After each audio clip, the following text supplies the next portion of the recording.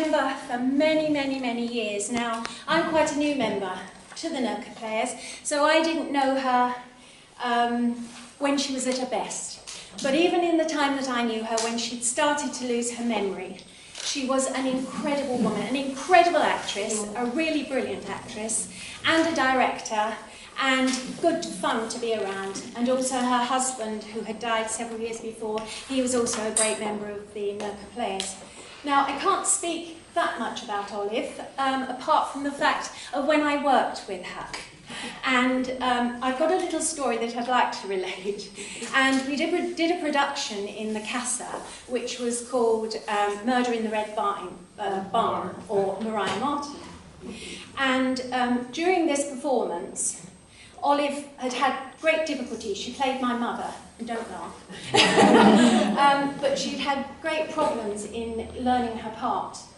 And during one of the very important scenes where I was going to leave and meet my wicked man in the wood, I was saying farewell to my mother and my father. And I came onto the stage, and Olive came on, and I had used the member of staff, or the member of the cast that I'm talking about. I always called him Papa off stage while we were doing this performance. But of course he was father in the play. But I got on stage, and Olive is standing there, and there's no Papa. He's not arrived on stage. So I sort of looked, and I had to say a farewell kiss and a cuddle, and goodbye, Father, and he's not there.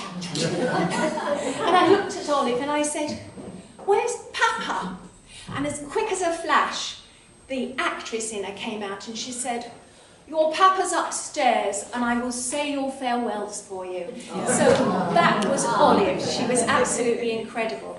But with all her loss of memory, whenever we did these evenings, and I think I remember 3 that Olive was in, she always read, or no, she had learned, and she always said this poem. And I can't think of a greater tribute. I haven't even learnt it, and I can't give it the justice that she did. But this is for Olive. And it's called The Warning by Jenny Joseph. When I am an old woman, I shall wear purple, with a red hat that doesn't go and doesn't suit me.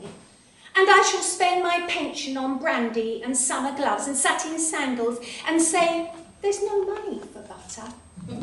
I shall sit down on the pavement when I'm tired and gobble up samples in shops and press alarm bells and run my stick along the public railings and make up for the sobriety of my youth.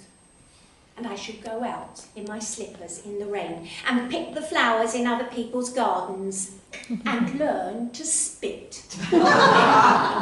You can wear terrible skirts and grow more fat and eat 3 pounds of sausages at a go, or only bread and pickle for a week, and hoard pens and pencils and beer mats and things in boxes.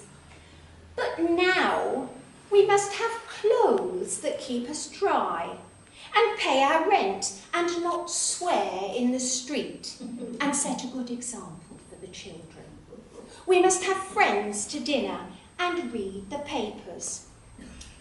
But maybe I ought to practice a little now, so people who know me are not too shocked and surprised when suddenly I am old and wear purple.